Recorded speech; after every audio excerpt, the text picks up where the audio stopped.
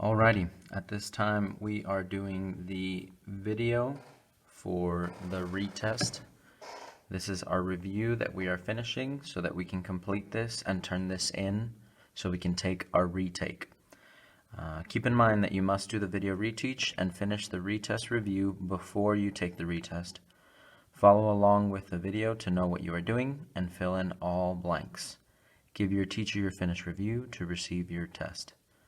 Unfinished reviews will not be accepted. Show all of your work. So we're going to jump into the first one. I know it says number 2, but that was just a formatting error. This is the first problem. Keep that in mind, so just completely ignore the one that I've completely blanked out there. So it says, the total cost in dollars to buy team cleats for the soccer team can be found using the function C equals 21.5, make sure to write that in, plus 8.5x, where x is the number of players that want a pair of cleats. If there are at least 12, write that in, students that want t-shirts but not more than 18, what is the range of the function? So first thing I'm going to do right here is start writing my Dr. X, Y, ID, so that I'm aware of what range is. So obviously we're talking about range, so we're talking about this R right here. So range has to do with our Y. So we should automatically know that we are talking about our Y-axis. Right here is what we're focusing on, our up and our down. Now if we're talking about range and we're focusing on the up and down, that means we need to figure out what X is. So we will start looking for individual information in the problem that will help us. So right here we have cost. Our C is more like our Y, so our C is just like our Y. And then our X is already our X, so we don't really need to decipher that at all. And this equation looks like it's written in form Y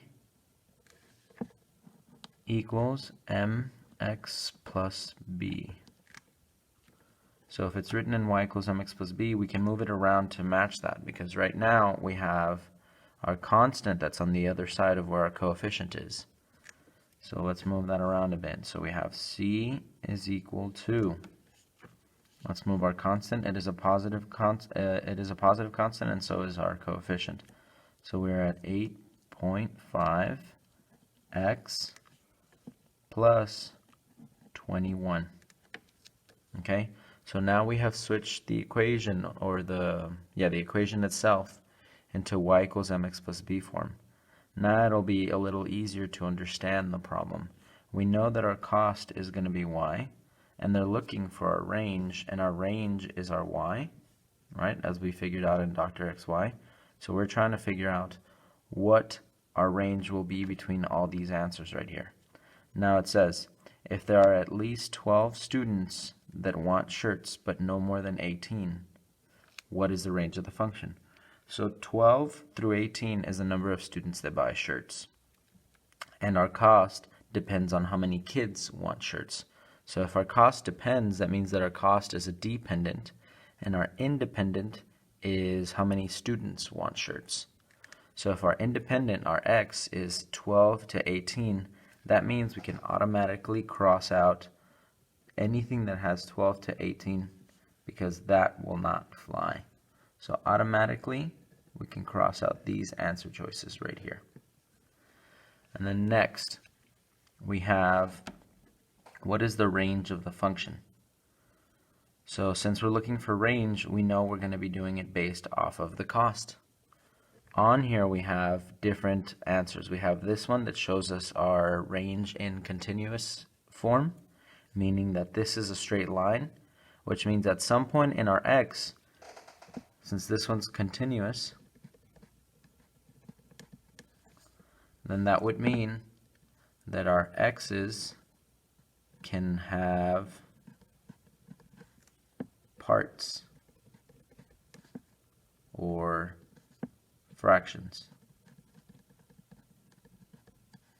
Now obviously it's not possible to have a fraction of a student. You can't have half a student or a student cannot require a half amount of cleats, right? You either get both of them or you get none.